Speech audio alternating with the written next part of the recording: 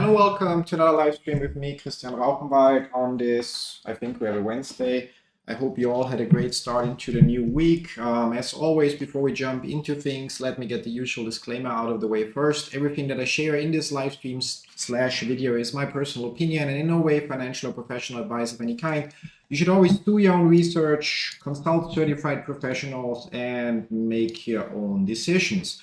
Now with that, I think we'll today actually going to have a shortish stream. I have to admit, by accident, I went online a little bit earlier. I actually just wanted to schedule the stream, but it appears it was already live. So, but yeah, let's see what we can find. I think we're gonna have a little bit of like just in quotes diving around. I'm gonna share my screen as usual before the markets open. So it's still 30 minutes to market open. And I guess we're just gonna see what we can find in those 30 minutes to provide at least a little bit of value. Yeah, once we get closer to market open, we're gonna look at a few of the positions I'm currently holding, how they're developing, and how I plan to manage them, and my outlook for the day. As far as GameStop goes, we can already take that away. I mean, we're currently moving sideways. Question is, where do we go from here? It's interesting. We might stumble upon that on Reddit. Yesterday in the after hours, there were actually, or aftermarket, there were actually a few spikes. So the price discovery, or the prices were quite, yeah, let's call it interesting. So basically jump from 27 to 29, and then a second later again down to 27. We don't see it here, but I'm sure we'll find some posts on Reddit about that.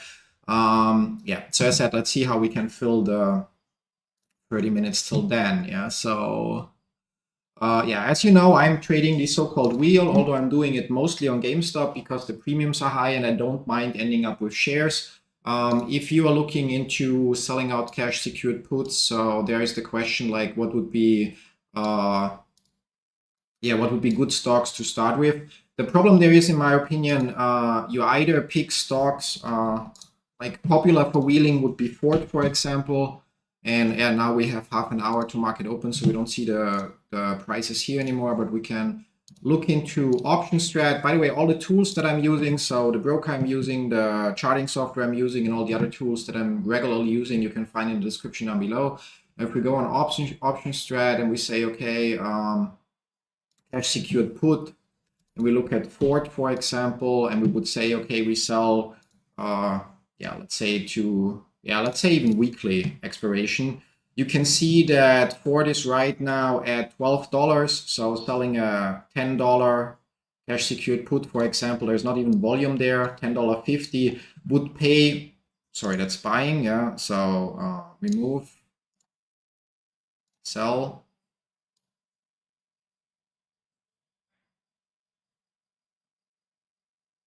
Oh, something's wrong here right now. 1 second. So what comprehension mistake issue do I have here right now? We sell a cash secured put. So we sell the put option for $10.50.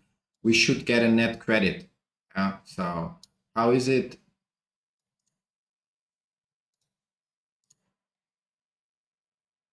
Sell $11 put option. How does that show a net debit? That just doesn't compute at all. If we go further, okay, interesting. So for some reason we actually would end up paying. I mean, that might be a data fluke here, so let's pick another expiration. But yeah, so if we were to say we sell a $11, or yeah, there's no volume either, so let's say $10 cash secured put for Ford. So for those of you wondering, if we look at Ford real quick, it's been moving sideways a little bit. Yeah, so $10 was pretty much the lowest it hit here. It's unlikely that within a week it will hit the $10 mark. And when you're trading the so-called wheel, you actually want to avoid getting shares assigned. So to keep your capital in quotes free and just collect the premium. So I mean, we could go for the $11.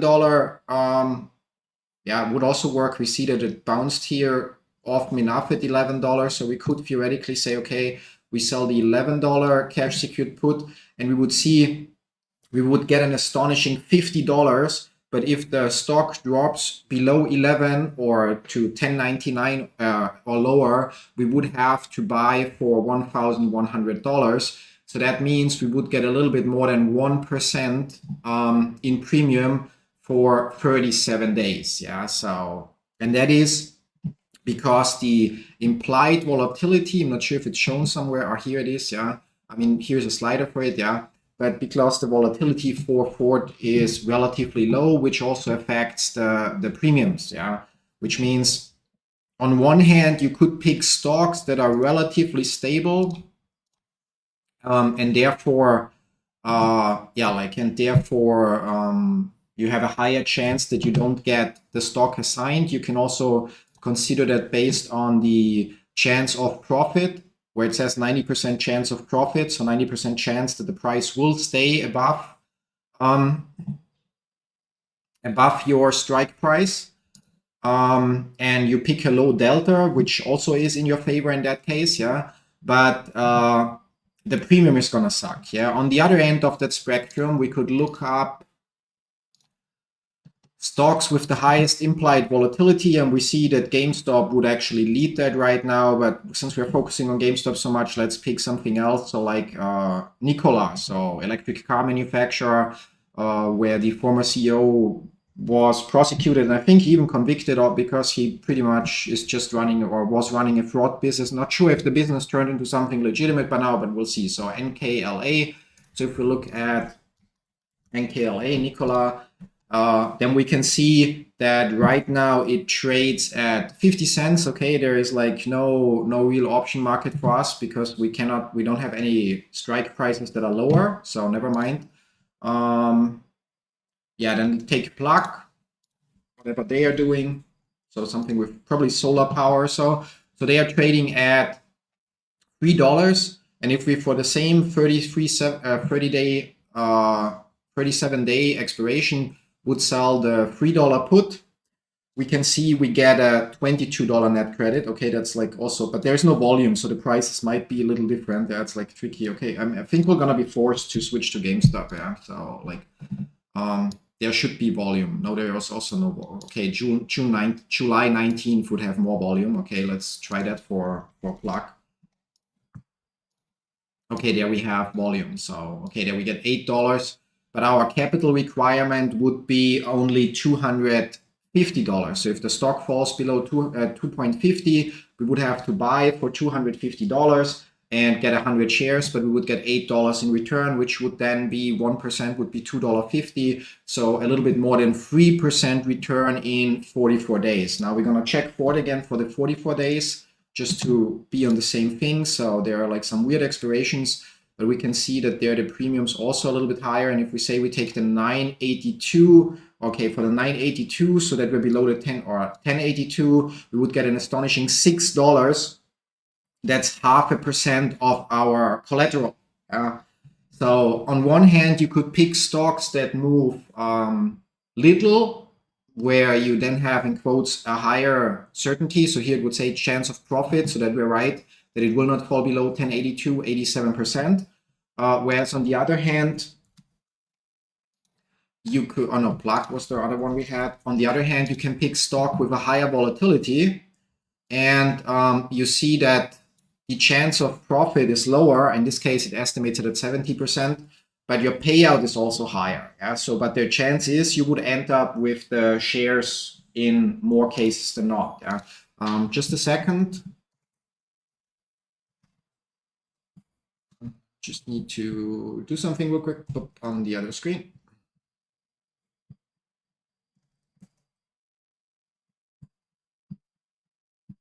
Oh. And there we go. Okay, it's perfect. Yeah. So when you're looking into selling cash secured puts and trading the so-called wheel, which is actually the whole subreddit Theta Gang is about that. Yeah. Then you kind of like have to make one of those two choices. I think one of the core decisions should be, would you mind actually owning the stock? So I think that's one of the most important things, yeah. Because if you pick like a more volatile stock that pays you more premium, but you really don't want to have $300 worth of shares, then you shouldn't sell those puts in the first place, or you should be willing to close your option before they get assigned, even if it means at a loss. Yeah, so you see if it falls to 290, for example, you'd look at a $15 loss. So yeah, and on yeah, that's pretty much it. For me, GameStop works perfectly fine because I'm bullish on the stock. So if I sell a put option, I get paid a premium from people that are betting against the stock. And like for example, the like we have the June 7th, so that expired this Friday, $30 put. You see that even right now, they still, or as of yesterday evening, they would obviously pay more credit because the price currently is below 30. If we compare that, let's say the $25 put, you see you would get $135 for your $2,500 collateral, and that's for basically 2.5 days risk, so or 3 days risk. So it's basically today, tomorrow, and Friday. So it's a really great return as a percentage. If you go further, obviously you could say, okay, the June 21st, 16 days to get $150 premium. So what's that? 5, 6, 7% return in 16 days. If GameStop stays above 20 and a break-even price or rate of 18.53. So this way you get paid that money from people betting against GameStop, so that people that buy the put option from you and say or bet that it will be below 20 by June 21st. And if it stays above, you just collect the premium. Yeah? So anyway, so that's about that. Now let's see if we find the aftermarket stuff that went on. Now you get to see what I see usually on my Reddit feed. I know I could just jump into Superstock, which actually we might do, Superstock and GME.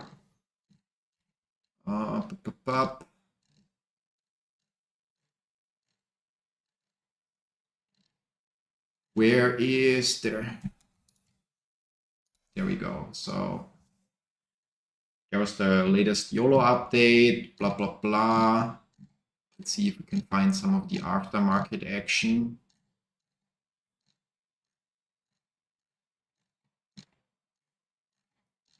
There's just so much content to consume. A lot of it is obviously just speculation and whatnot. Oh, cool. Yeah, I didn't see that yet. Yesterday, according to FINRA, the short interest volume went up 553% from the closing day prior, a total of 31.8 million shares. The last time we saw this volume was Tuesday, January 19th.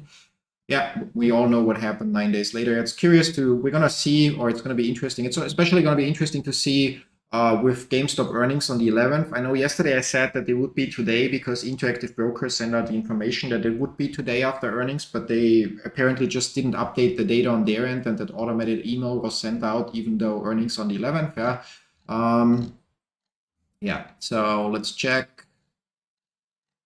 The whole E-Trade thing is also interesting. Like, so there has been posts that E-Trade said, or that they were considering, or Morgan Stanley told E-Trade or was discussing, or the CEO of Morgan Stanley was talking with E-Trade because they own E-Trade about like kicking Roaring Kitty / Deep Fucking Value off their platform.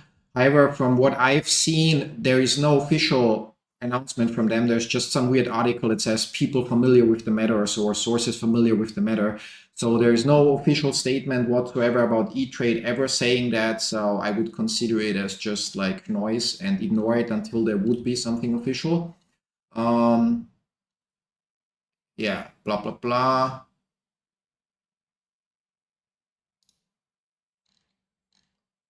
Blah, blah, blah. Yeah, that's short interest. We'll see how that plays out. Yeah, that's actually funny. It's from an old post of Deep Fucking Value. So where some dude said like, okay, he lost it all in a week and blah, blah, blah. And obviously it turned out way better than losing the money, since he now has more than 200 million.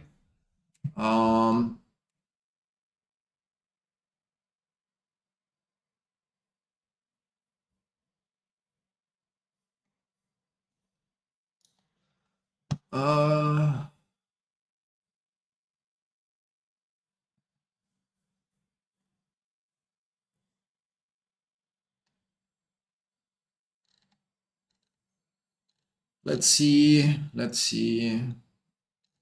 OTC trades.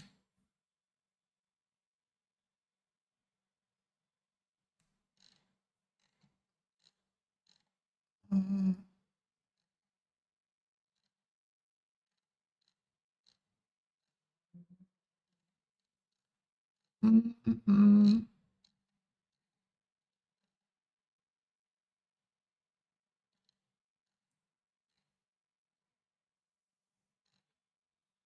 Okay, nothing here. Let's check GME.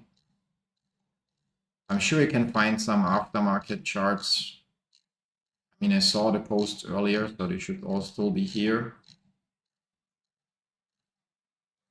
There we go. Yeah, so that's what happened yesterday during aftermarket. You can see that we're here around the, I don't know, 26.75.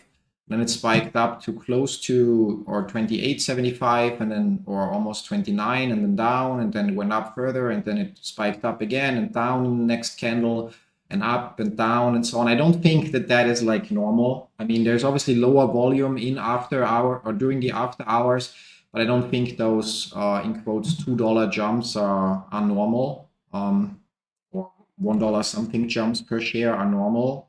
Yeah, I mean, obviously it's going to be impossible to prove anything or get the data or whatever. Yeah, but it's like I just think that there is something fishy about that whole pattern. Yeah, yeah. Actually, let's see what else we can find.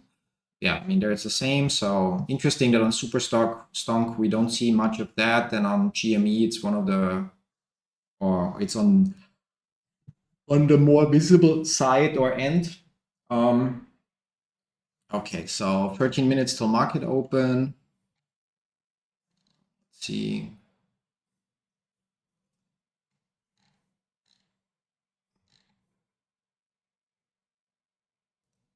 Most shorted shares. Okay.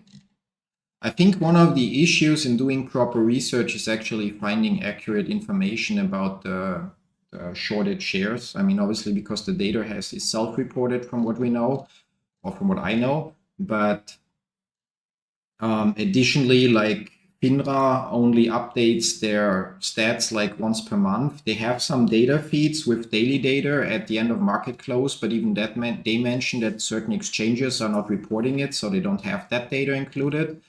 And yeah, call option set to shake things up, blah, blah, blah. Blah, blah, blah. Yeah, and then they shorted it again. Yeah, that's what it looks like. Yeah.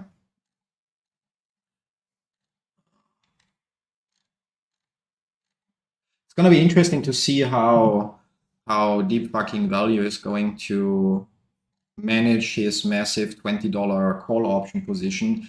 Like, I mean, based on the screenshot that he shared, so his latest YOLO update, he doesn't have enough cash to execute all of them. But obviously, if he executes some of them with the 30 million that he still has in cash in his account, according to the screenshot that everyone pretty much saw, then that would force market makers or whoever sold the options to him to potentially buy the shares if the calls were not covered or hedged already, which would then drive up the price and which would then get him to basically, allow him to execute more of the options and so on. And that could actually make the stock go haywire.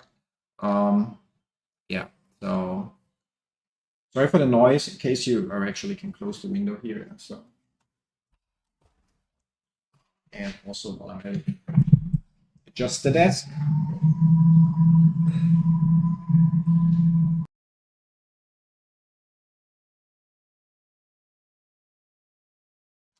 Okay, so 11 minutes left to go. One thing I want to do today, I'm going to double check that real quick, is actually, it looks like we might go up to a new all-time high here in SPY, and therefore it also looks like that might be wave 1, 2, wave 1, 2, and therefore wave 1, 2, 1, 2. So it's possible that we have a very, very positive day. So I will at market open definitely buy a SPY call option. So it's kind of like, like to make a small short-term gamble with, I don't know, $50 to $100. to see how that goes. And yeah, in the meantime, we can check some of my other positions. So Beauty currently is still at profit. So far it's moving the way I thought it would. So in terms of that being 1, 2 potentially, and then 3, 4, and then from here wave 5 in progress. Now we'll have to move in closer to see what's been going on here. So yeah, there it's like I probably need, let's say, hourly chart. So there's still a little bit of movement. Yeah, we're gonna see how right I am, or if I'm right here. So that could be ABC down, and then we would have here 1, 2. Yeah, or it could also be 1 or ABC, and we go down from here. But then it would just go down here and then go up. So I'm gonna hold on to that.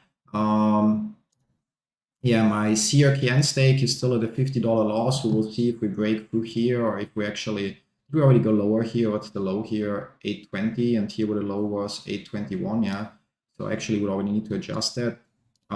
Yeah, we'll see how it plays out. So I'm okay either way because that's a small position. My FFIE call option or put options might end up in the money, but it's still till the 21st of June, so still time for them to turn around. And even if so, my average would be at 0.40, which actually I didn't notice before, but if we look at option strats, which again linked down below if you want to check it out, I noticed that you can actually do things. First of all, you can save positions. And second of all, what's even cooler is you can, which I didn't know before, you can click on each of the options that you add in your configuration here and then actually add your own cost basis.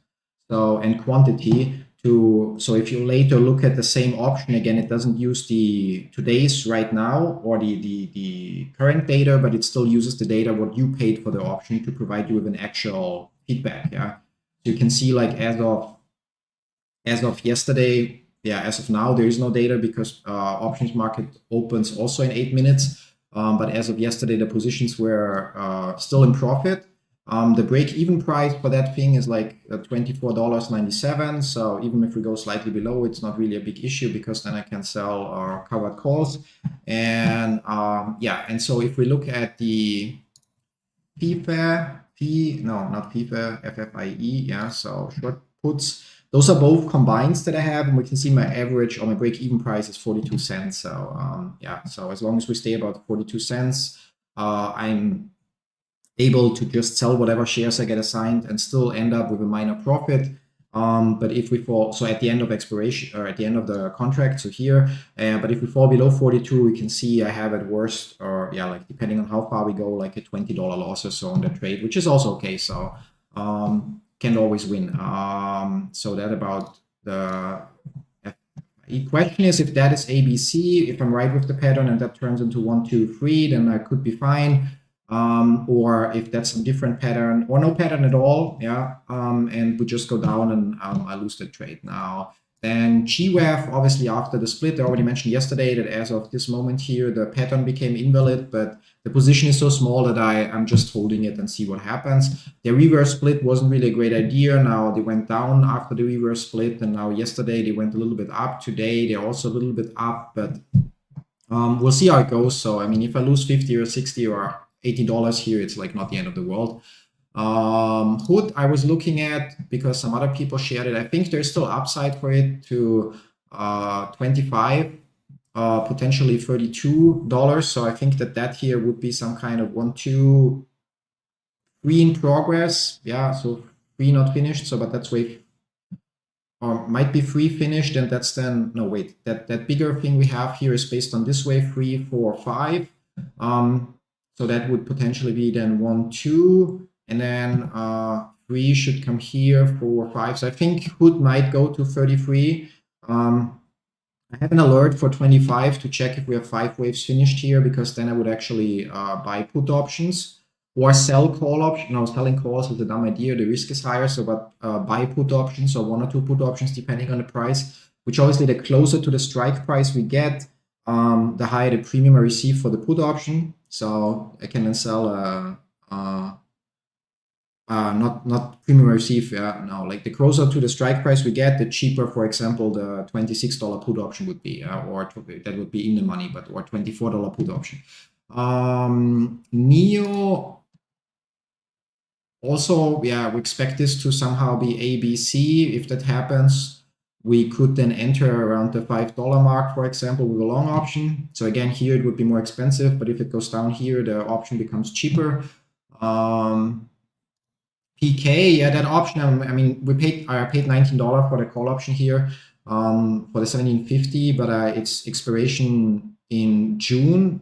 So here, yeah, like I think I might have mistimed that. Should have gone for longer dated option. I can roll it, so basically take the loss here and buy another one. I think it will go up, but it might just take a little bit more time. My beauty positions we already looked at, and I don't know where we have T set here. Oh, there it was about the rally. Yeah, that happened. Okay, don't need that anymore. And yeah, that's pretty much it now. So that about that. If we look about here, safe trades. What do we have? Grab. Yeah, also my grab call options are currently. Why as of yesterday they were in profit. Not sure how they look today because we obviously have also theta decay, but they are like so long dated. You can see that they are just so long dated that their break-even price is relatively low right now, even though we are still $1.40 off of the actual strike price. We'll see right now we're at 364, so here, so they are in profit. So if I'm right and it develops well, I mean, we can see how the curve goes, but also in terms of the range. So if the stock develops well, it could pay off nicely compared to what I paid. So I paid $50 for the option plus commission. So actually with commission, I paid the $50. So yeah, even yeah, I think I will have a decent return in a percentage. Obviously not in absolute dollars, but it's more about like the percentage gain and not the dollar gain. So for each position, if you always have a decent return on your winners in terms of percentage, then even if the positions themselves are smaller and you're winning more often than you lose on top of that, then obviously your portfolio will grow nicely. Yeah, so don't need that anymore for now. 3 minutes till market open. Okay. So, oh, another thing I saw yesterday, I mean, maybe it's worth for you guys. Some guy on value investing shared that he built valuehunter.net. It's obviously part of it is paid, but basically the way it works is, for example, you say, okay, you pick a category here and you get then a list of US listed stocks that are ranked, and then you can click on it and it will provide you with information, and you have a certain number of credits for free. Where you then get basically AI feedback. So if we go on something I looked yesterday, so it then looks like this. Don't have a link for it, not sure how much use for it I will have in the future, but you can see that it provides a lot of data points. Yeah. So strengths, downsides, blah, blah, blah. And you can also get an AI analysis. Yeah, can I generate that one? Yeah, probably yes. Yeah. So although it pretty much just rehashes the numbers that you see in the rest of the page from what I saw on the one I tried. Still valuehunter.net for those of you that might want to give it a try or are looking for value investing. So, which would mean you look for companies that are undervalued right now to invest, and then hopefully at some point they are valued at what you think they're worth or what they are technically worth. Yeah, so that's how it looks. You can also check it out now. Quickly, we're gonna go here and spy. I spy with my little eye. We have 30 seconds left, and somehow it doesn't show me the options for spy, which is really, really great. Yeah. So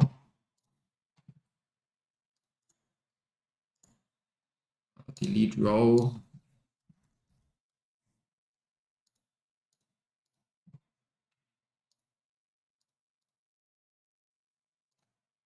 That's just nice. Today is the 5th. Yeah.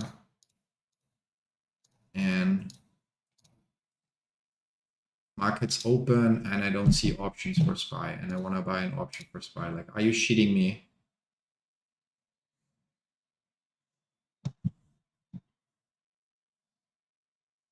So, okay, let's try to restart Interactive Broker.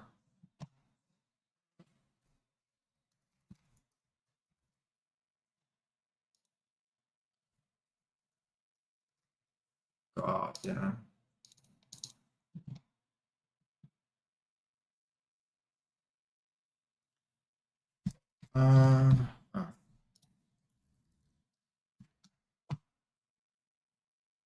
It's like the one thing I want to do at market open, and then that's the one thing the software doesn't show. Okay, now let's open again. Almost.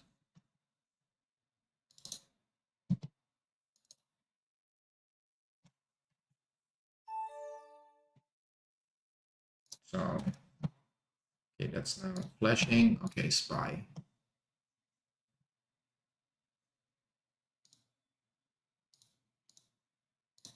Well, thank you very much. So I said I'm fairly certain that today SPY will go up. I mean, not financial advice. We might have obviously the usual initial dip, but which would be nice to buy the damn option. Can I trading tools option chain?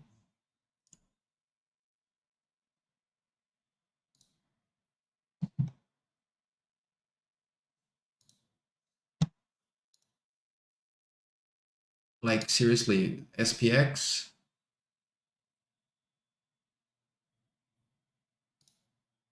SPY?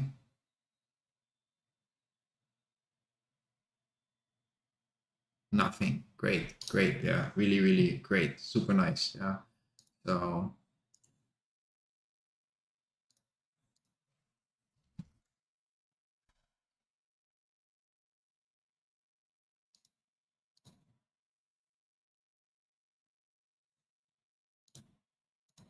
I mean, there's obviously no way to, okay, a new window, I don't know, option chain.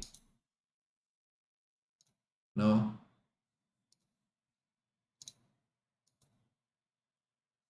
Great.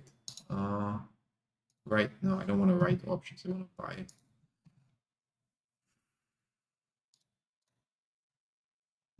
Yeah, if I go to the account management, no, I'm not going to go there. But if I go there, it doesn't help me either.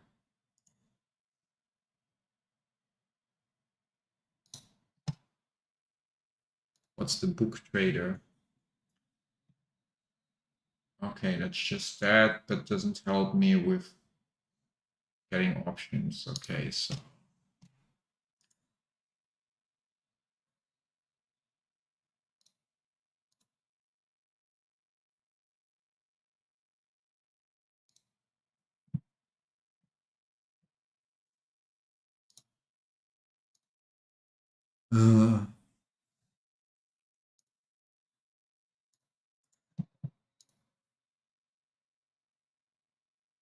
Well.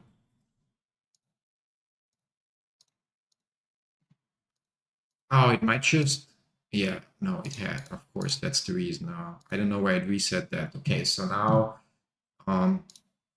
we're just gonna buy for today the call option for $81. Yeah, there we go.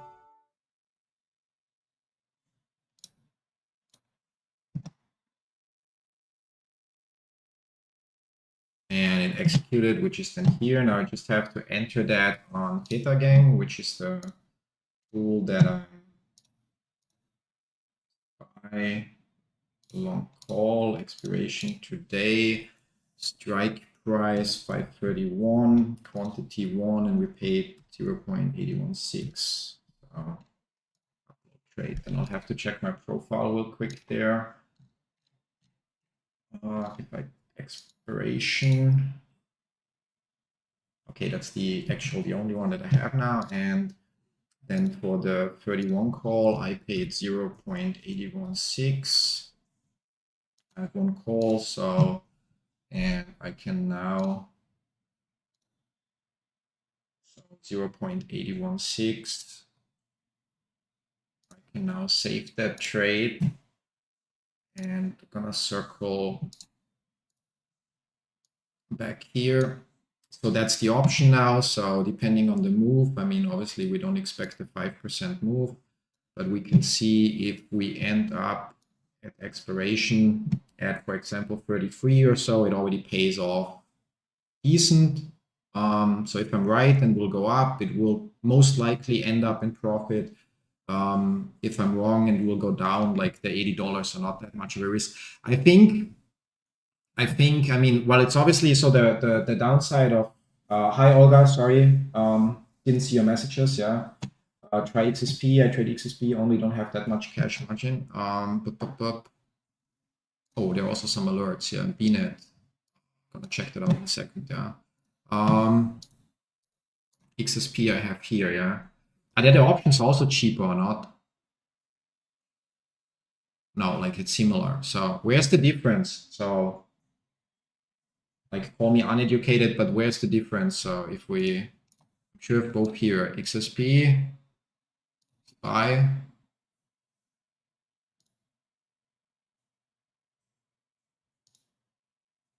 That's also, I also have, yeah, so XSP only open during market hours and SPY 24/7 or more or less 24/7, so 23/7, or not 7 but 5, so on a weekend, of course, yeah.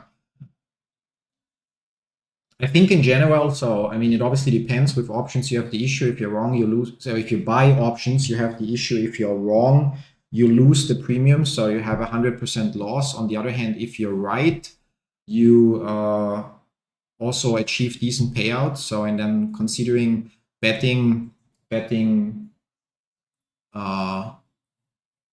a small amount, it always depends obviously on the portfolio size. So I mean, I also don't have a fortune in my account, as you guys see, but from like yeah, 3 weeks ago, 10,000 euro account, risking like basically a little bit under 1% on a short-term bet, I think is not that bad. Now, GameStop, how did the market start there? We're up a little bit, yeah, and as a result, or we appear to. That's interesting. Yeah, so seems to be strong move.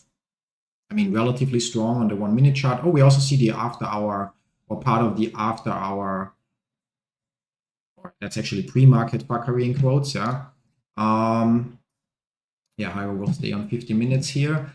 And then I wanted to look into BNet since I had an alert there now, which is not Barnes and Noble's, the book chain, but it's Barnes and Noble's educational. So apparently something completely different. Yeah.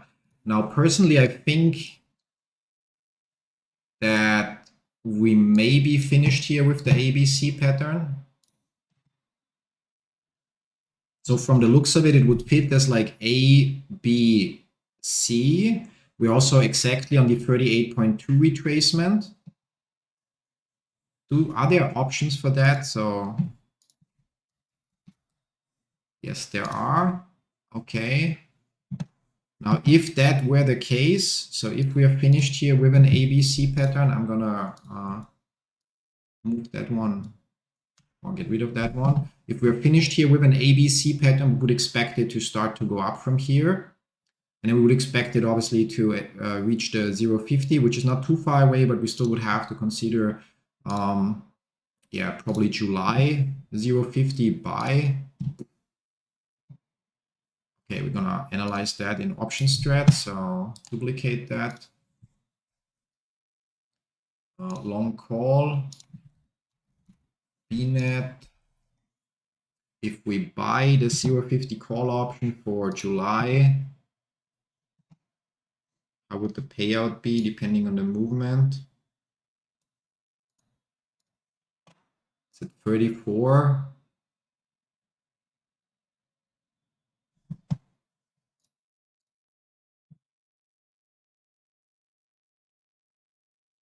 Yeah, it's not really overwhelming.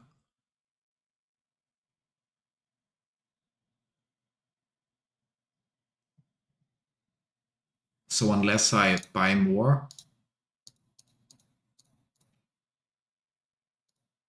so like around $50 worth. Today is the last day to buy shares through the offering. BNet will have a reverse split on the 11th of June. Today is the last day to buy shares through the offering. Mathematically, the current price is way cheaper than after the issue 900 million shares. If this gets approved, the offer won right at 5 cents for 17 shares. Yeah, like Okay, I'm trying to follow you here. You're clearly like more educated in some of those areas than I am. So right now, BNet has still a share offer that gives you 17 shares for 5 cents.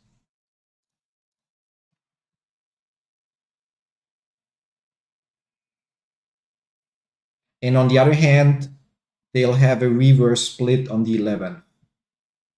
But if they would offer, or is that a typo and you mean 50 cents? Because at 5 cents, that would just, even getting, I'm invested at 20. Yeah, that was a nice entry in that area. Yeah.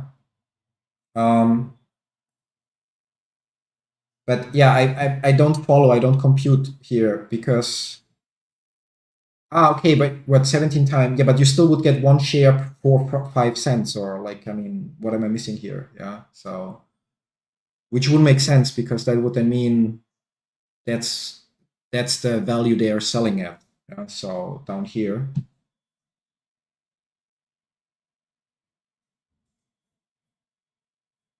I mean, and the reverse split, while it psychologically is relevant in terms of the chart pattern, it makes no difference. It's just everything gets adjusted and the chart looks the same, just with different prices attached to it.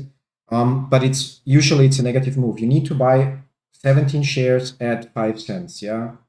Yeah. So, but it still means I get the shares for 5 cents each, or like, which, yeah, which is 29 cents less than it's currently trading at.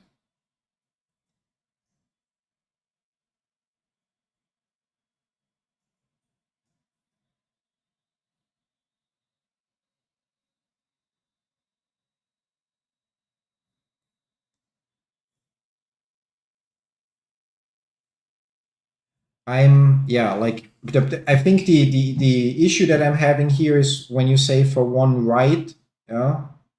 So BNet will have a reverse split, yeah, not really relevant. So in that case, for the chart labeling, I mean, today is the last day to buy shares through the offering. Okay, so and mathematically, the current price is way cheaper than after the issue 900 million shares if this gets approved. So the offer is 5 cents per share if you buy 17 shares.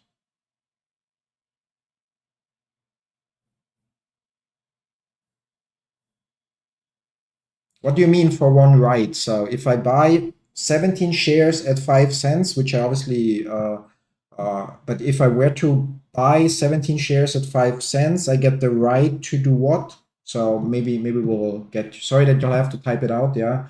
You can also share a link that explains it. I'm happy to learn. Yeah, but so as said, like while auto labeling would suggest that wave 2 goes further here, which is also possible. So it's possible that this would be wave A, wave B, and that's then 1, 2, 3, 4, and 5. So then wave 2 would go further. But the overall pattern here would look nice as A, B, C. So getting in here, buying shares, yeah. So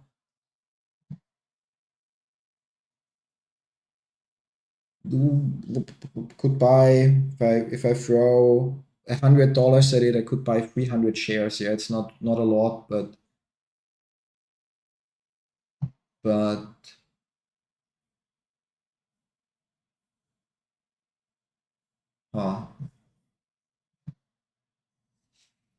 do I want to? Do I not want to? I mean, the long-term trend is obviously meh, but that still could turn actually into a big move. Yeah, so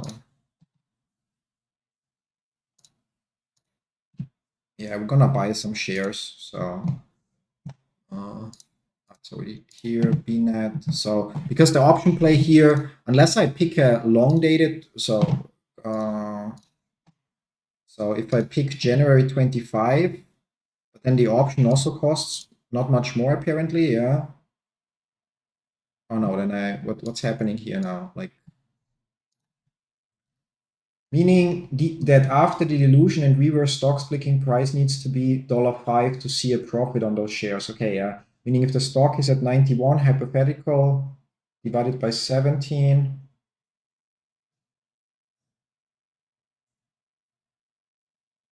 Okay, that I also right now don't follow, but gonna look in a second again. So if I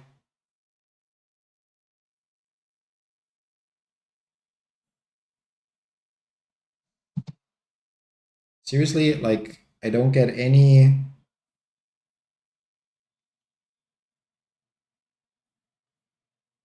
Okay, so the January calls are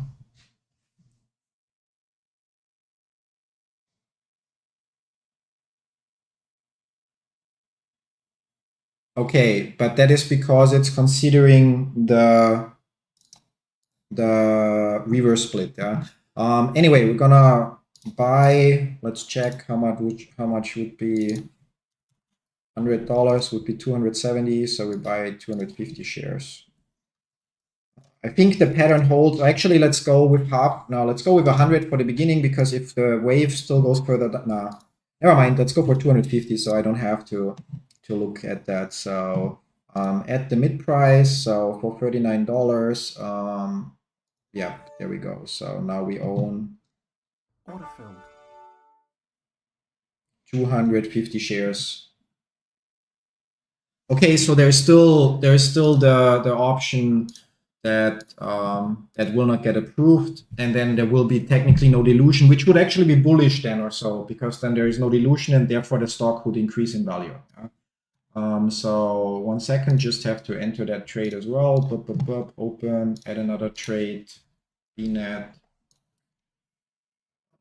bought shares, yeah. So bought common stock, quantity 250, price filled 0.3C, and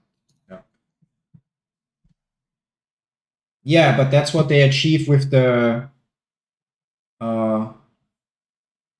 reverse split, that they are compliant again. Yeah. Now,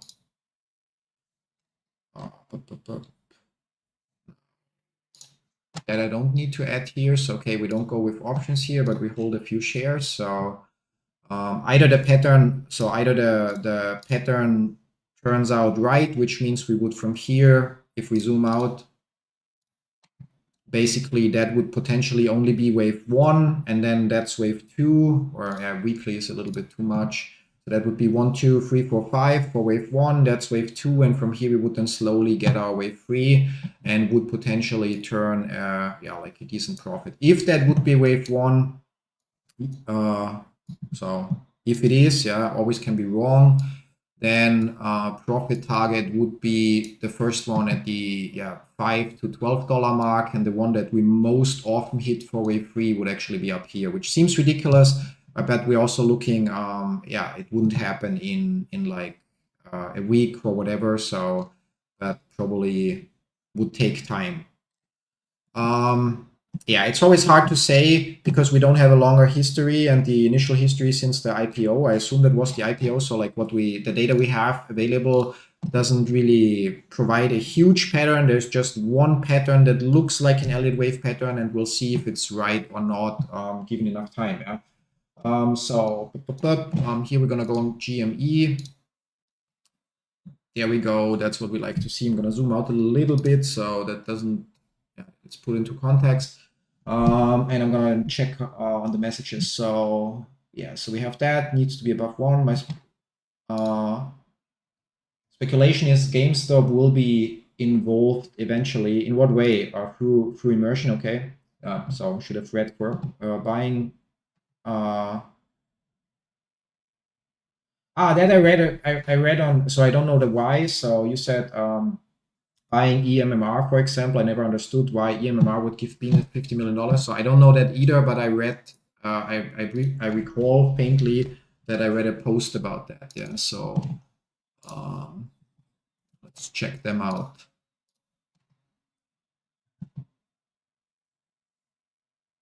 I mean, it also depends on how much money they have on hand. So, you know, like $50 million might sound like a lot to me, but maybe to them it doesn't. I don't know their books. There's, oh yeah, if we look longer, that pattern actually, That's That's actually, oh, that might look interesting. So first of all, so the parent of BNet, Barnes and Noble, once owned GameStop. Oh, that I did not know. Yeah, never stop learning. There's every day something new. First of all, yeah, in Elliott Wave Theory, we have like impulsive patterns and corrective patterns, and very often if we talk about like companies going public, wrong button or on the wrong screen, then we would assume that they go public at the biggest hype. So basically, they start the company, and then the company grows, becomes profitable, and whatnot, and then eventually they go public, for example. And which means that usually would be at the end of the biggest hype, at the end of wave 5. Then there's very often, with many stocks after the IPO, there might be still a rally up, and then you see a drop. It's very, I don't know, to me it feels very common, yeah. And then after that, obviously, that would then turn this in wave 1 that we don't see, and that's in wave 2 that we don't see, but we would start labeling from here. And even with the naked eye, we can see 1, 2, 3, 4, 5 here, which turns this into a first wave. Now, the question is, do we already have A, B, C down here, or is that only 1, 2, 3, 4, 5? A, B, C. Oh, here we went higher, yeah. Most likely that should be wave 2 then, and that would be then 3, 4, 5 in progress. Yeah, so we can also check for some of the other usual, yeah, guilty parties. Yeah, so we bounce around the 61.8 retracement, which is good enough for me. It's not always a spot landing, and would then potentially I have to check here. That low is at 415. Here we went to 423, 423. Okay, so that's all still okay. That could be 1, 2, 3, 4, 5 theoretically. Although we don't have a, I mean, we have a strong move, but not a wide move here.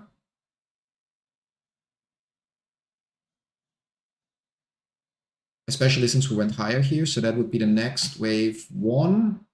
And then here that's lower, ABC, wave 2. And then the retracement on that would look like what? The retracement on that would be a little bit more than 61.8 as well. But it also fits, so movement down, ABC, movement up, movement down. Here likely 5 waves, here likely 5 waves, which means we would have also something with potential based on my rough analysis of Elliott Wave Theory. And then in this movement here, we might have, so that's the tricky question, 1, 2, 3, 4, 5. So we might have already a wave finished, which means we would get a correction, which would mean we could enter then potentially, so based on the monthly chart, I mean, it's obviously insane, yeah. Wait for it to drop 30%.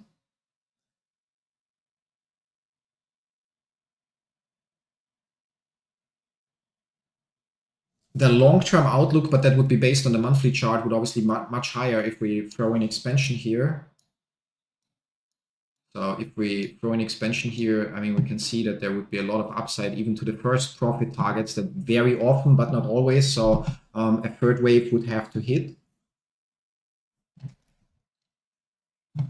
Okay, now if we try to analyze this, yeah, that clearly is, or clearly it looks like 1, 2. Then here we have 1, 2, 3, 4, 5 for wave 3, A, B, C. And now we're here in the 5th wave. That might be a fluke we can ignore. That would then make that 1, 2, 3, 4, 5, or maybe 1, 2, or 1, 2, and that's wave 3 now. So there is a chance that will shoot up, and there is a chance that will first correct 30% or so, yeah. Or at least down to around 7. Let's check that. Thanks for sharing that. Yeah, let's see. Let's check that. Immersion. Are there the options only go till November? And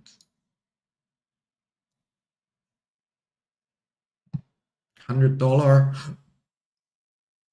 That maybe in November we are higher. Yeah, that's also so. That's again one of the cases where then I'd rather just buy shares. So even though not that many, but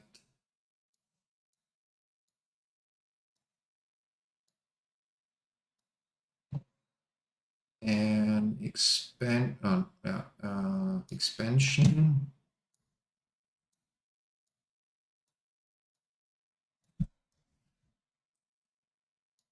And your entry at 4-ish, definitely good. Congratulations on that. 6-ish, also okay, yeah.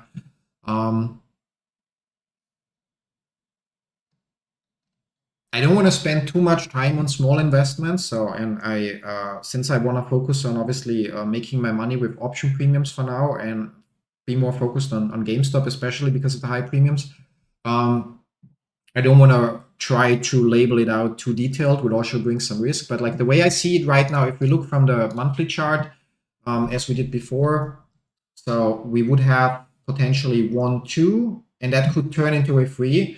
Now, there's also the option that this turns into A, B, C, in which case we still would expect that this movement here, so in which case we still would expect that it goes like this and reaches at least up that we already reached, but okay. So we would have already, for ABC, we would have reached the minimum target, but would actually expect it to go here and potentially also even higher. So in both scenarios, if that would be company goes broke pattern, then we would expect it to still go higher first.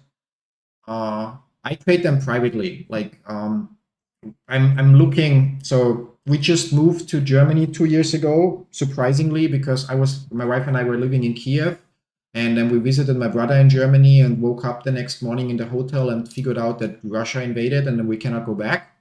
And the last 2 years we're actually just settling here, incorporating here, and yeah, so yeah, but the trading is still done personally, and I still have to. I think right now with the portfolio sizes and the money I'm dealing with, it's just not worth the costs.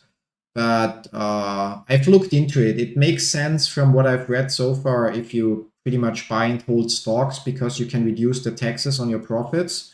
So but for options tradings and other stuff, I haven't seen any benefits so far. Yeah. So, but it's not a high priority. It's something for the next 2 years or so to consider. Anyway, circling back here real quick. So I think on the overall pattern that would be 1, 2, and then here we have 1, 2, or 2 till here, and now we have the beginning of wave 3. And then in that beginning here, we can see 1, 2, 3, 4, 5. Question is if wave 5 already finished. We can zoom in a little bit and go on a weekly chart, and then we can actually use Kennedy channeling technique. Yeah, so back to the basics, in which case we would connect point 2, point 4, and point 3, and that would tell us the profit targets for a potential 5th wave, which would be anywhere from this line to this line. So we are in that area already. Now, additionally, we can, for a 5th wave target, use an expansion and take 0.3, 0.4, and 0.2, and we'll get the profit targets for the 5th wave, with the first one being this and the second one being this. So I think there's still a little upside. So we're gonna set an alert at 11:33 or at 11 straightforward. Potential end of wave 5. Map retracement for long position entry. And that's one, because there could still be upside. On the other hand, it's possible that this wave already finished. Now, if it did so, then we're going to get rid of this for now. That stays. If it did so, we would expect it to retrace at least to the 896. So then that whole thing would, no, that's the wrong, oh, that's the right one. So from here to here would be 1, 2, 3, 4, 5. 1, 2, 3, 4, 5. So then we would expect it. Where does that small? Oh, that one is the other one that's confusing me. Yeah. Then we would actually expect it to retrace to 737. Yeah. So we're gonna create another alert. Potential wave C and consider long position. Yeah. Okay, now Now the big question is if, first of all, if I'm right, of course, that's the first one. But the second big question is if that's the fifth wave, is it already finished or not? Yeah. For that, we'll have to look closer. I'm also going to actually add my labeling here, so then later I actually see what I thought. So I think this might be like this. Yeah, let's say it's not finished yet, so like this. Oh, it would need to be a diagonal here. That would compute, yeah. In a diagonal, however, the profit target would be different and potentially higher. So tools, Elliott Wave, leading diagonal. There you go.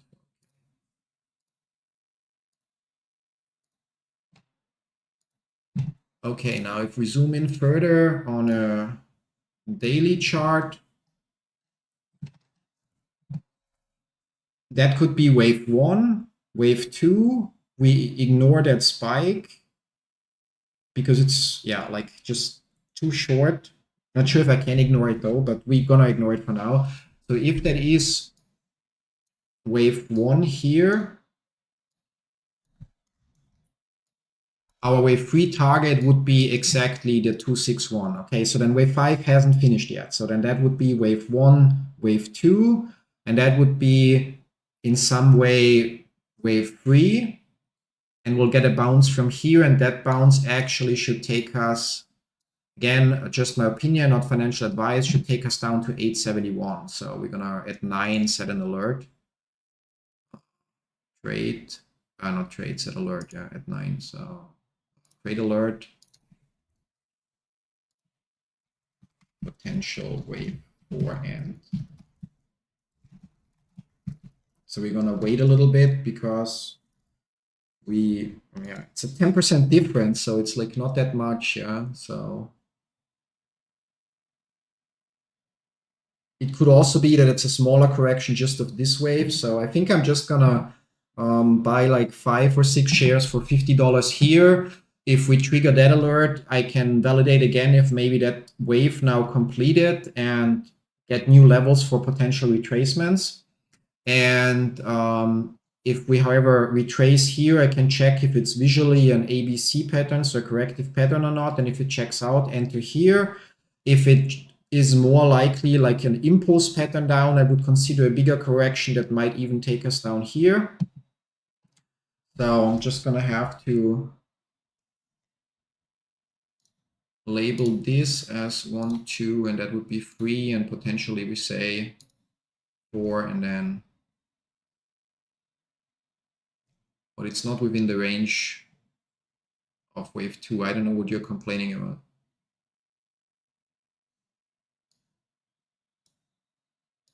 It's because, no, yeah, wave 2 is here. I don't know why you're complaining, but that's not the case here. Yeah.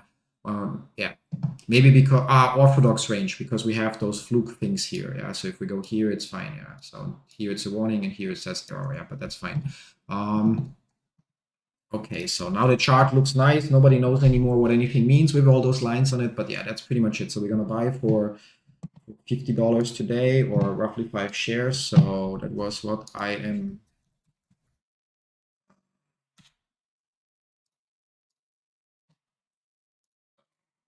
Buy mid. So, and then enter that trade. Didn't want to stream that long today, actually, and we didn't even get to, yeah, I can switch to GameStop for now again.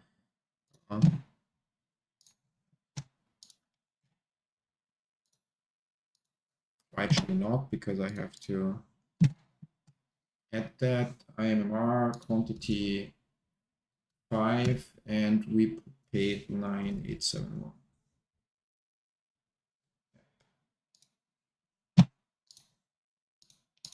So that's that. And then, yeah, GameStop seems to be moving up since my, yeah, there we go. That's nice.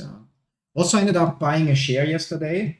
Yeah, 1 share of GameStop because of the, what was it, like thealbum.com, power to the players. So made a video about that yesterday because some people are worried that it shows computer share here in the third-party integration. Yeah. Yeah, just a second. Need to, let's go here, open a new tab, and then need to go there, performance, third-party reporting, and then, yeah, that's fine. And interactive brokers, and then actually I have to move that to the other screen so I don't share the tokens. Not sure if the share I bought yesterday is already settled, but I'm curious what's behind the door. So pretty much I just gave them read-only access to my portfolio to check if I have GameStop shares or not. Where's the code? Yeah, we've sent you a code. Where's the code? Okay, no code here yet, so waiting for that. Save trades. I wonder, okay, there's the code. Yeah, so I'll do that real quick. So I wonder if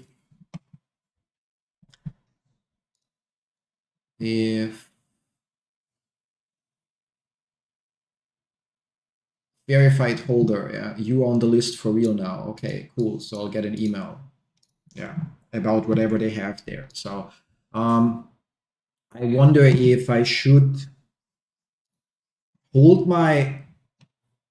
It's always tempting, like, so with selling options, it's super straightforward. You just for GameStop, I just say, okay, for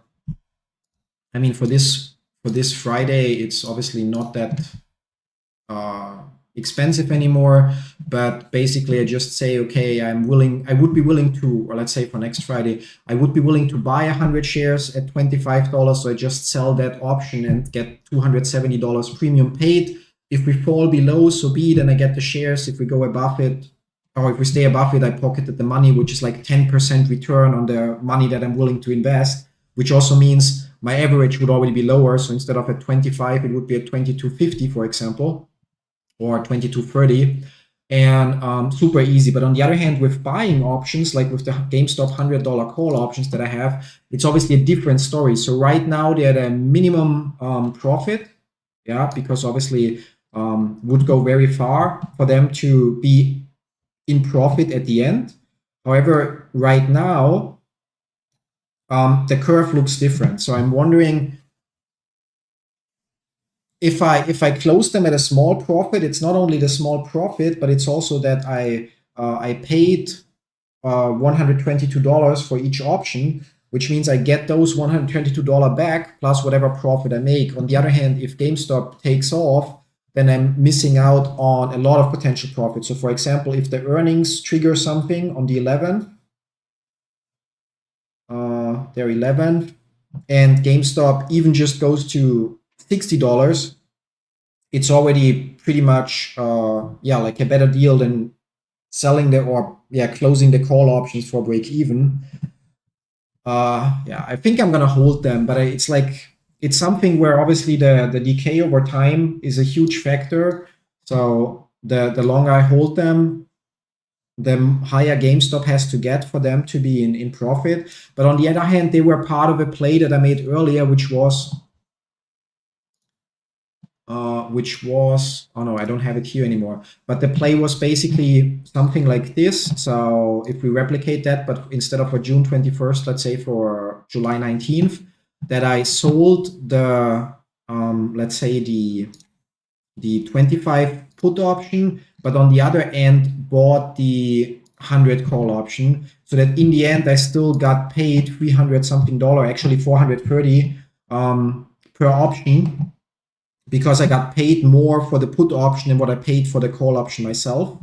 So it still was a profitable play, but it's still obviously easier to look at it differently now. I think I'm gonna hold on to them, but it's obviously tempting to say, okay, I'm gonna sell those call options, because the 100 strike price is obviously far away. So we really need some movement before the 21st for that to happen and pay out. I have a pending limit order to basically buy them back for around $500 profit each, which would require, if we circle back here, like if we look at the 11th, for example, so at the earnings, for a $500 profit, GameStop would need to go to $60, on the 11th for example. Actually, on the 12th, since after market close earnings are reported, they would need to go to, yeah, still around $65 or so, or $62, $61 or something to bring that $500 profit. Yeah. And on the other hand, I can also look at it as a combination of trades. So by saying, okay, I still have my $30 puts that expire on Friday. So till Friday, the whole thing looks like this. If we stay above $25.44, I pocket the up to $2,000 premium that I got for selling those put options. So in between, it's obviously less because the put option is then at a loss. And if we go above, then the call options also have an increased value. So yeah, tough choice. If one only would know how the market's gonna move, yeah. So yeah. Also, I sold the $30 put option too early. So obviously, I sold them when I closed my $20 put options at a small profit. But they were longer. They were for June 21st. So I took a small profit there and decided to sell the $30 put options around here. And yeah, obviously would have been smarter to wait and sell them around here because the premium would be higher. But I think it was only a $500 difference in premium. So getting $2,000 or getting $2,500 really doesn't make much of a difference. Yeah, interesting that we see a run up right now. Now, if we zoom in, the question would be if that's the low price here, 26. Yeah, so that would, in my opinion, be wave 1, 2 again. And we would expect to bounce basically, since we went through here, a bounce at around the $30 mark so that's wave 1, 2. And then in there we have another 1, 2, 3, 4, 5 potentially. So I think we should go, based on Elliott Wave Theory, to the $30 mark. We might also just break through it, but we should go to the $30 mark. That would be the next area where I expect, or where a wave 4 bounce could be likely. And yeah, interesting to watch. Now I still, probably will have to do it in the evening. Yeah, I'm gonna stay online for now since we have some movement.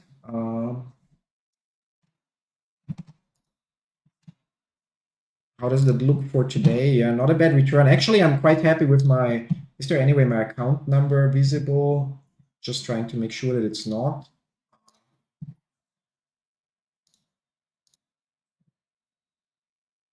No. So actually really decent returns so far since I moved to Interactive Broker. So on the 16th of May. Yeah, so that's less than a month for 37%. And pretty much with the majority of it being just collecting premium from selling options. And even though having a few shares that I closed at a loss, or bought shares that are currently at a small loss, although I didn't invest a fortune into them, so not that much of a big deal. That's the wrong side. We can see 1, 2, 3, 4, and that's fifth wave, and the fifth wave here has also 1, 2. So I mean, on the 1 minute chart, it's obviously a little bit like reading the coffee grounds. Yeah, perfect bounce on the 2618 retracement, or almost perfect, plus minus 3 cents. So potentially 1, 2, 3. Now we get wave 4. We bounce a little bit here. Would expect the retracement to be down to 29.67. So it doesn't have to be. If we have strong movements, we sometimes fall short. Yeah.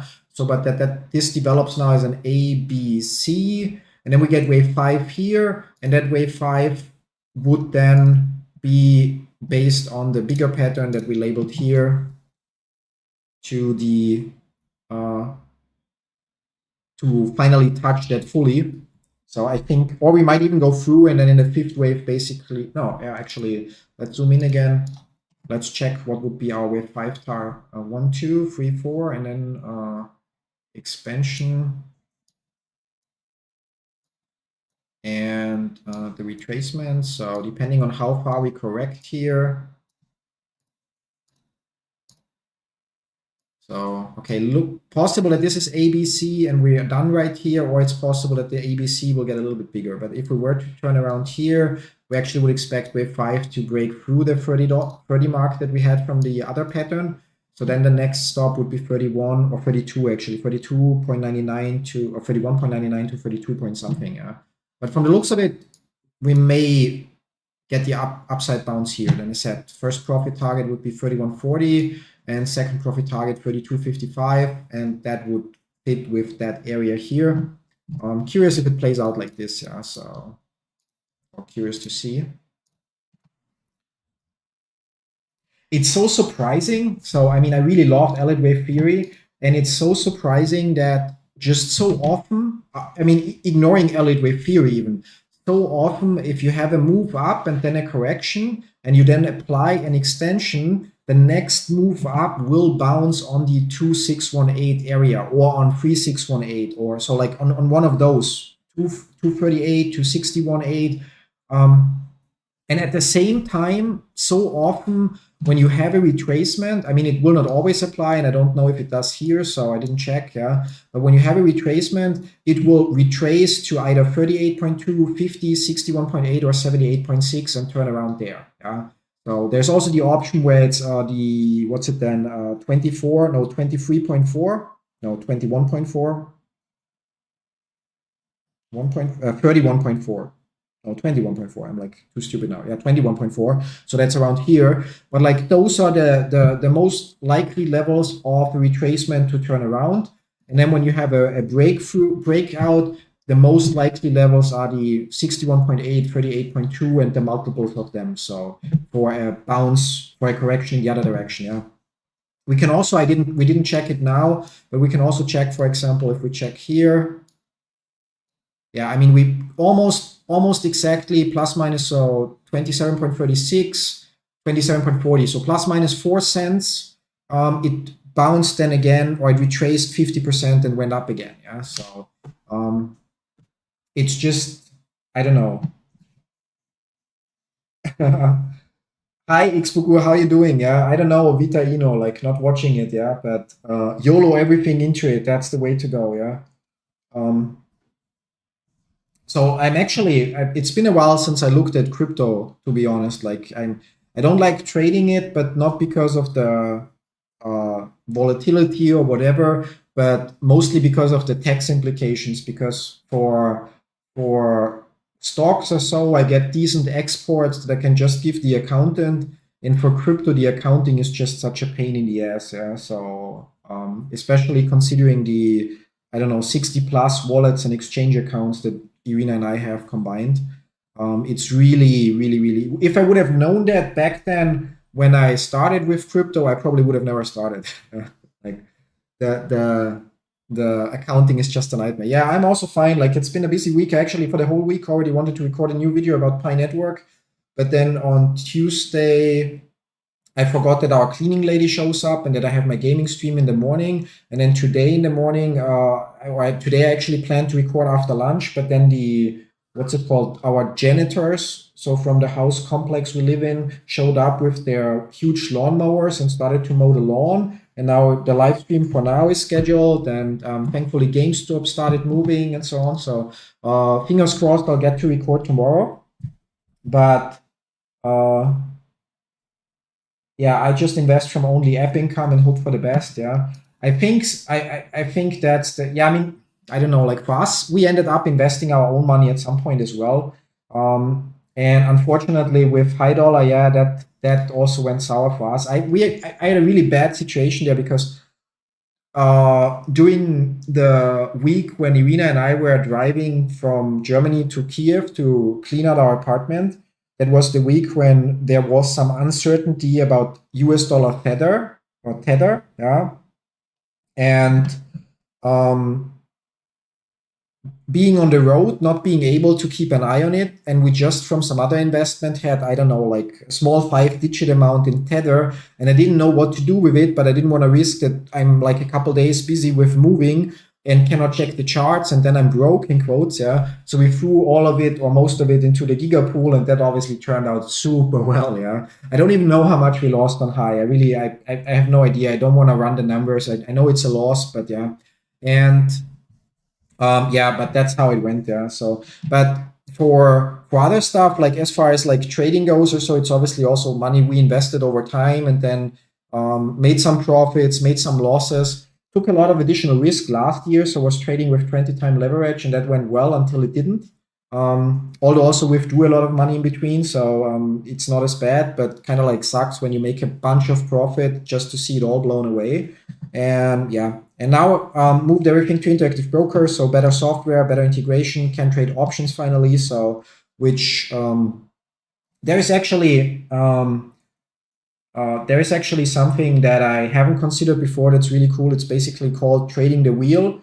So instead of buying an option, you're actually selling options. So which is really, really cool. So I'm not sure how familiar with options, but for example, if I would say I'm willing to buy GameStop at 28 or 28, yeah, I could make a limit order and say I want to buy 100 shares for $2,800 here. If the price drops, I get the 100 shares. If it doesn't, I get nothing and I wasted my time. Yeah. But on the other hand, I can for this Friday or for next Friday sell a $28 put option. So I sell this option here. And if I sell that option, so the $28 put option, what it means is somebody buys it. And if GameStop by this Friday is below $28, I will buy 100 shares for $28. So it's in that case similar to the limit order. But for selling the option, I actually right now would get $182 in premium from the person that buys it. So if the price falls, I buy the 100 shares for $28, but I still collected the $182 on top. If the price stays above $28, I still got the $180 premium, and I can just do the same thing for next week again. Yeah, and when you have shares, so if you buy the shares because the price dropped to 28, then for next week you actually can sell a covered call. So you could sell, for example, whatever like in that case, then $30 covered call. And because the volatility is so high of the stock, you'd actually get a couple $100 for that, which means if then the price goes above 32 by next Friday, somebody would get your 100 shares, but they would still pay you 32 for it, and you or 30, for example, and you pay 28. So you make the profit there, almost 10%, plus you pocket the premium of a couple $100. And if the price stays below whatever you sold here, you just pocket the premium. So it's kind of like really, really cool. And like I just showed a little bit earlier, since I started doing that 2 weeks ago, can see it's like 37% return so far without actually owning the shares. So without actually having shares, it's really just basically advanced limit orders. Yeah, and really, really like it. Yeah, so it's what I'm doing more now with our portfolio. So focusing, especially GameStop. I mean, I'm bullish on GameStop, and we actually hold some shares on computer shares. So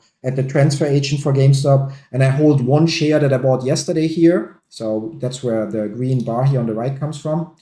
But yeah, I said I'm overall like really, really bullish on the whole thing.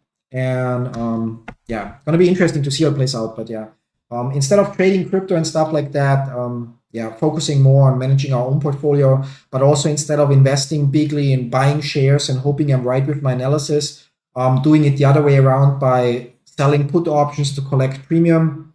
And then if I'm right, I just pocket the premium. If the price drops, then I just get the shares and can select call options.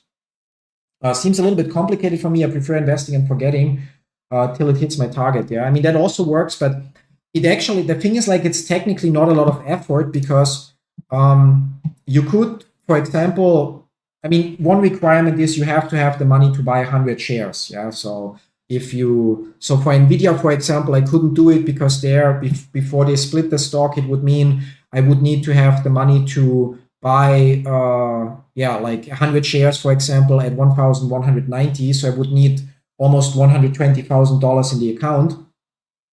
So that's one requirement. Yeah.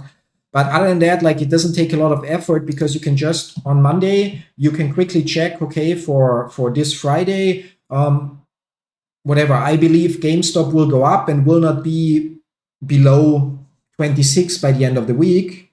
And then you sell that put option, which takes you then 5 seconds, and you get the premium. Then on Friday, after market close or before the market closes at 10 p.m. German time, you quickly check, is GameStop above which means you will pocket the premium, which means you can just close your position early and take your profit and sell a new one for next week. Or if the stock is below, you know that on Monday you will have your 100 shares, which means next Monday you just check, okay, I got my shares at 26, so you sell a call option at 26.5. So it takes very little effort. The risk, it also has, in my opinion, very little risk. Like one risk is, okay, I sell the 28 put option and the price drops to 10, yeah? Then I suddenly have shares that I paid $28 for, but the price is at 10, which the same would happen if I say I buy 100 shares with a limit order, or I buy 100 shares right now at market, so not really an extra risk. And on the other side, when you have the shares and you sell them, for example, a $32 call option, you have upside risk in quotes, so the price shoots to 50, but you are selling your shares at 32. But the same would be if you set some kind of take profits or a stop limit order that says, I want to sell if we hit 32. So it basically is similar to buy and hold, while you're at the same time trying to avoid the buying and holding and just collecting premiums. But once you have the share or the shares, it's like similar to then holding the shares with a specific, if it hits that level, I'm selling. But with the added benefit on both sides that as long as it doesn't reach your limit, you collect premiums from selling put options. And as long as it doesn't hit your profit target, you collect premiums from selling covered call options. So you actually increase your overall profit. The only real downside is if you do it for a stock like, for example, Ford, that has little volatility on the bigger picture, you only make an extra 0.5% per week or so. Whereas if you do it for GameStop or for a stock with high volatility, you actually make a lot more. Like, for example, when it was trading at 32, I sold a $30 put option, which says if it is below 30 by the end of this week, I will buy 100 shares at 30 still. So even if like a limit order, if I would have placed a $30 limit order, yeah. Now I got paid $500 in premium for that option, yeah, for basically 4 days or so. So which means if I would have set a $30 limit orders, I would have bought $3,000 worth of GameStop here at 30. That would right now be at a small loss. But because I sold the option, I got $500 premium. That means even if we are below 30 by Friday and I buy for $3,000, I effectively only paid $2,500 for it. Actually, my break-even price is $24.94. So as long as we stay above $24.94 by Friday, I will have a profit. So, and that profit, considering we talk about 4 days, so I sold the option here and it expires on Friday, and I got $500 premium for a $3,000 investment, which is almost 20%. So if we close anywhere between 24, or let's say 25 and 30, I have anything from 0 to 20% profit on my risk, yeah. And if we close above 30, I just have the almost 20%, so the $500 in my pocket. And in the meantime, while I'm waiting for Friday to arrive, I still have the money available. So, which means I also still earn interest from my broker, which is not that much because Interactive Broker only pays interest on the portion that's more than 10,000. But it's still for the, whatever, 3,000 something that I have more than that, I get like 3 point some or up to 3 point something percent on top. Although those 3 point something percent are obviously yearly. So if we look at an option here, so that's the call option, but if we look at it here, the put option that I sold, it pretty much looks like this. So as of right now, the option is at an $800 profit. And if we look at Friday, it looks like this. So if we are above 24.97, then you can see I made that amount of profit. So even here, so even if we would end by the week at like $26 roughly, or slightly below 26, I would still be 10% in profit compared to the $3,000. Oh, sorry, that's for 4 positions. So I would need to consider it for 1 only. My mistake. So for 1. So if we close around 28, I would still have a 20% profit. a 10% profit, considering the $3,000 that I have to buy shares with overall. Whereas if I just bought 100 shares with a limit order, I would already be at a loss. Yeah. And so, however, if we are above 30, so above the strike price, I just pocket the $500 premium, which is again more than the or yeah, like what's it, 15%, more than 15%, 17% return in 4 days. So definitely a better version. So it's definitely worth looking into and learning, in my opinion, because it's a cool alternative to just dealing with limit orders. So buying the shares, hoping it drops. So you buy because you already get paid for the hoping it drops. If it doesn't drop, then you still get paid a little bit. And then a better alternative to just setting a sell order where you take profit, because while you're waiting for it to hit your take profit, you also get paid premium. So you actually really just make more profit in the end, in quotes. Yeah. Yeah. Anyway, so I'm going to have a short break and get myself something to drink. And however, I'm going to leave the stream running and the chart. I'm going to switch to the more exciting 1 minute chart. So there we have our ABC. Now I'm curious if that was our third wave. So like, where did we retrace?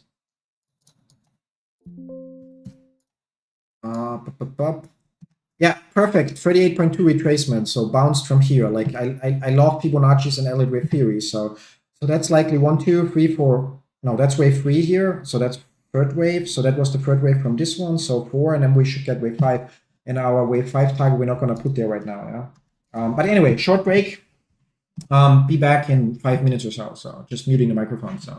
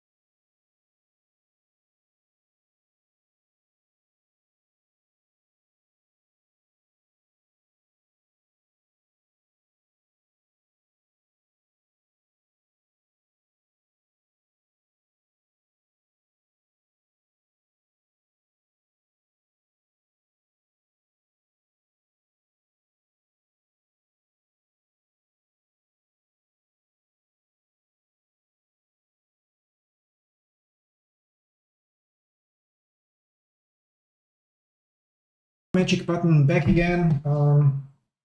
Yeah, so I'm gonna zoom out. Yeah, as much as I would like to watch the chart develop all the way, actually still have plans for the rest of the day. So yeah, so likely this is 1, 2, 3, now 4 finished, or that's not, maybe not fully 4, or it's only, no, it actually is 4. Yeah, so that should be 4, and we now get wave 5. So wave 5 has a profit target at expansion, or wave 5 potentially has a profit target at, there we go, yeah, anywhere from 31.74 to 33.77. And now if that's the other wave 1, so another extension, that would, yeah. So considering the green, I can move that back, yeah. So we see that overlap here. That would be, in my opinion, the most likely area if I'm right with my labeling, so that we go to 32, 33 in that area. Now that means I can also quickly check for my short puts for today. If we go to 32, 33, yeah, I could close them for 2/3 of the profit. Or not. That's the big question here. So if I close them,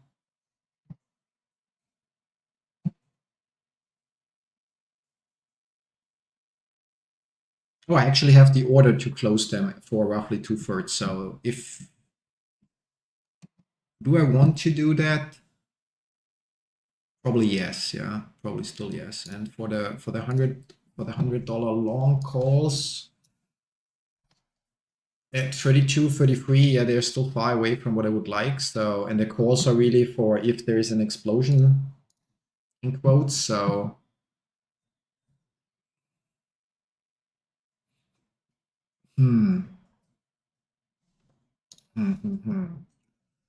Interesting. Yeah, it's always tough to like, yeah. So if I keep the options and today is Wednesday and wait 2 more days, I could theoretically,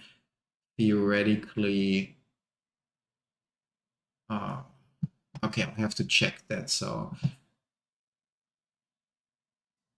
right now, if I want to close them here, I'd need to check how much the at the money, no, that's almost at the money. So how much the 32,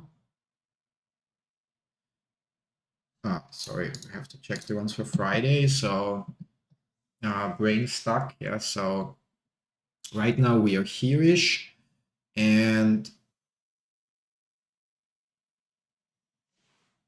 they are for 200. So at 32,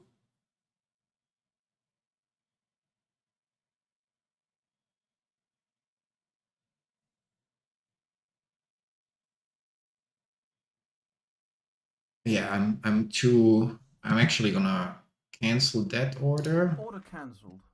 And now let's try again if I can piece that together. So those are the calls, but here the short puts. So if we say at, and I have, yeah, obviously we have 4 of them. So at around $32, I only need to know for one actually, for one right now. So $32, one of them would bring $300 profit. So selling them $300 profit. Okay, that's what we aim for. So $300 profit. And if we aim for $300 profit, so if I'm right with my analysis, we could buy those 4 back. And $300 profit means on one hand, I paid $505.70 for them. And to have $300 profit, I have to buy them back for $205.70. So if I buy them back for 200, but then on the other hand, I'm not at home later, so I will not have the time to then enter another order to basically, once we bounce from, if I'm right, of course, yeah, once we bounce from here-ish, would expect it to go down to 30 again, at which point I could sell them again or buy them or sell the same ones again for, again, ridiculous premium. So that assumes that I'm right. So $32.40. So I would have to buy them back for 200 each. If, again, triple checking. One option instead of 4. And if we go to 32, then we would have $312 profit today. That's right now. And if I move it a little later, the curve moves a little bit. Let's say today before market close, so at 9, $320. Okay, let's aim for $320. So we paid, or I paid 505.70, and we want to have $320 profit. So we should buy them back for 184, considering the commission. Yeah. So if we say we buy them back for 1.84, and it's good till canceled.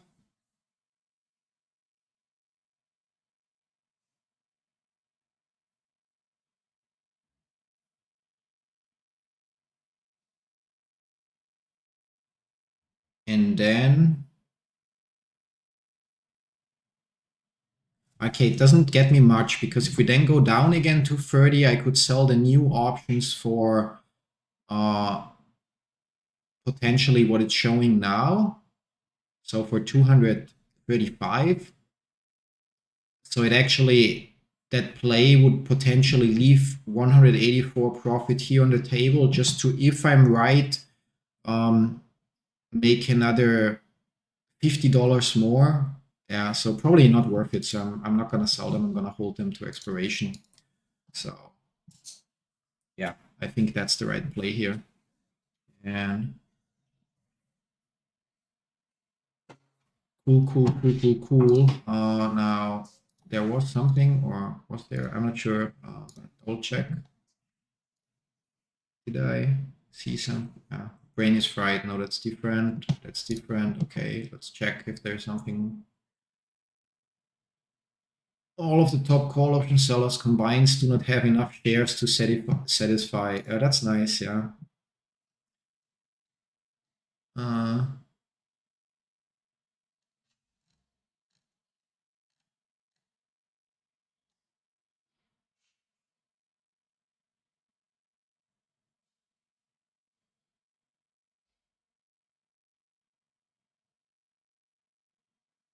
Yeah, that would be, yeah, that's a move with balls.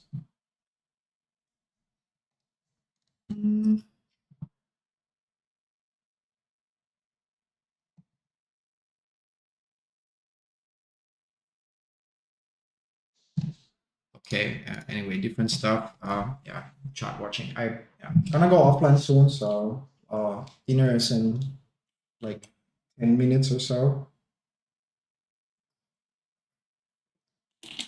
Yeah, still didn't get the things done that I wanted to do today. Still have a one of the things where I actually was productive this week, I have to say, is the gaming YouTube channel that I have. Oh no, that's called different. There, yeah. So although the videos are not all public, I guess, or are they already? Are they in the playlists visible? Or I'm in the wrong YouTube channel, so they might not be visible. Yeah, but I like really making progress with that channel in terms of publishing content, as you can see. So they might actually show up here, latest videos 1 day ago. No, it really just shows the published ones. Yeah. But I have like already content for the next 2 months ready, or so, almost 3 months. 4 videos that I still have to do the voiceovers, but I might be able to manage that today in the evening, or worst case tomorrow. And although I only have 5 subscribers there, yeah, so share that, yeah. So if you're into gaming, don't forget to subscribe. So decent progress on that front, but yeah, like still had no time to record the Pi Network video. I think there, if we zoom in, that might be the next wave 1, 2. So with A, B, C here. So, and if let's again check. So retracement wise, yeah, this time we did not hit or turn around on a perfect retracement level, but still would be fine. So potentially, I said this is wave 4, and here we have now wave 1, 2, which would then point towards blah, blah, blah. Or here we potentially have wave 1, 2, which would then point towards at least the 31 mark here for wave 3, and then wave 4 and wave 5, or already wave 3 could take us here. Wave 4 and then wave 5 goes a little higher. So yeah, let's see. Interesting. Actually, yesterday I thought about buying 100 shares. Yeah. When I was looking into the Pleaser DAO, so the album.com/power to the players, but yeah, decided against it because I obviously have exposure to 400 shares through the put options that I sold, and we'll see. So didn't want to over leverage my account. No need to take unnecessary risk, especially when if the returns are anyway already good enough. So QD is up today. My BNet position that we opened today is losing, which is okay. It's not the end of the day, although it's actually quite. Yeah, so we bought here, and I already said I think it might be possible that this is not ABC. I mean, it could still be ABC because there we can also use an expansion, blah, blah, blah, if we put that here. And then wave C target area, then we see the wave 3 areas. Again, those are just probabilities. Often those will be the levels where the wave C ends of an ABC correction. Could also be that this is just 1, 2, 3, 4, 5. Then we get wave B, and then we get wave C, and it goes further. Yeah, but I think I'm fine here. So like the investment, I think overall is not super sound because of the history prior to this development. But overall, I think I'm okay with the shares here. So we'll see long term how it turns out. Yeah, gobbling up more shares. But one thing that annoys me is GWAV with their stupid reverse stock split, because the 1,000 shares that I had now are 5 point something shares. I don't want to sell a fractional share at a loss, and I definitely don't want to throw more money at that right now because the pattern became invalid. But it really annoys me more than it should, that it's 6.6667 shares, yeah, instead of just 6 or 7 or 10. Yeah, like I like even numbers. Anyway, back to GameStop for a little bit longer. So yeah, like looks like there we go. And again, like I think that, what did we say? 32 was the mark for potential. Yeah, like that's the target area here that we said would be working out. So actually 1, 2, 3, 4, 5. Yeah, that then finishes the wave 3 here. Then we get our wave 4 down to 30, and then we get a push up, and then we are to the moon, or not to the moon. Yeah, like the only issue with Elliott Wave Theory, or not the issue, but the challenge is labeling correctional waves. So for example, this here has to be, in my opinion, wave 4, and somewhere there has to be an ABC or some other correctional pattern in there. And labeling corrections is a huge pain in the ass. Sometimes, like when we look on the 1-minute chart, they are super easy to spot, A, B, C, and sometimes they're just so messy that it's like so hard to label them properly, which then leads to mistakes. Yeah. But overall, like I don't know, like I'm fairly happy with the results of that. Let's look at SPY. We bought a call option there. Okay, we would have gotten it cheaper and could have gotten, instead of the 31, a cheaper one. Yeah. So there also has to be some ABC in there. And now the question is if that will be the push up that I expect, because our SPY call option, where do we have now? This is the Reddit here. Yeah. Save strategy. We'll have to, it's actually slightly in profit, but at the end of the day, we'd have to be at least 480, 531.80 something. Let's see if that will turn out. I already forgot actually that we got that option, although we just got it at market open. So, boom, boom, boom.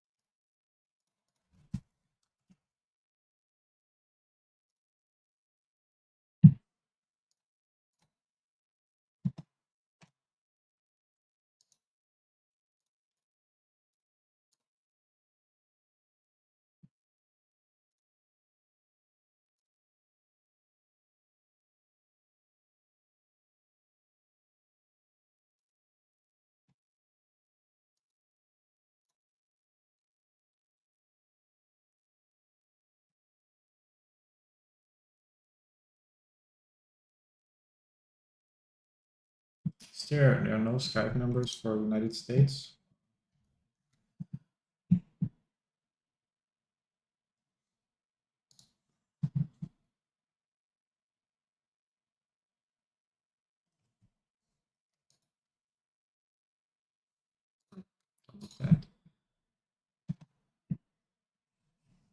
Yeah, chart gazing. I think I'm gonna go offline. Sorry guys, but lunch is or dinner is waiting. Yeah, thanks Olga for stopping by. Thanks for sharing the information about PNet and immersion and so on. So really nice to have somebody in the chat that shares stuff that I have no clue about. Always nice to learn something new. Yeah, also thanks Xpobur for stopping by. Thanks everyone else that stopped by. Tomorrow is first day, so there will be another stream tomorrow. Maybe, I mean, now we're gonna have dinner and then gonna go out, and I'm not sure if I'll have time later, but maybe if something really drastic happens, I might jump online again. Other than that, next stream will be tomorrow. I don't think I have anything else scheduled then. And yeah, curious to see how GameStop develops. Nice to see that I've been overall right so far. Yeah, let's see how that goes further. Earnings going to be interesting on the 11th, but until then, there's still a little time. For me personally, the only important thing would be, the only really big thing would be to be above 30 or still above 30. Be above 30 by Friday or close to 30 to realize the full $2,000 profit from those put options. And yeah. I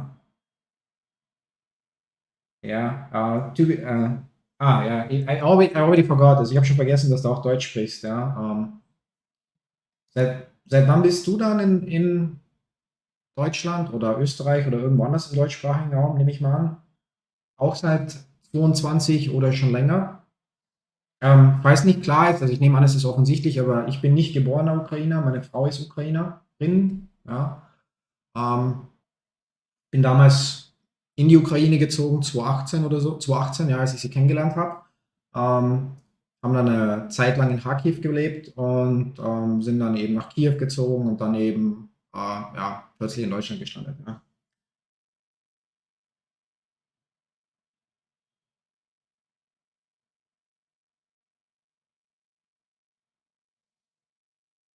Ja, ich folge nicht ganz. Ja, dass du der Mann bist, habe ich schon mitbekommen, ja.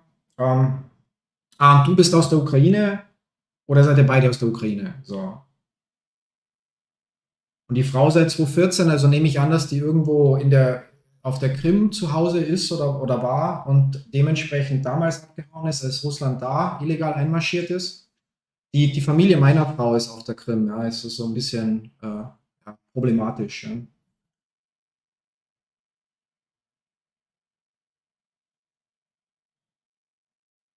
Okay, du bist Deutscher und sie ist Ukrainerin. Ja.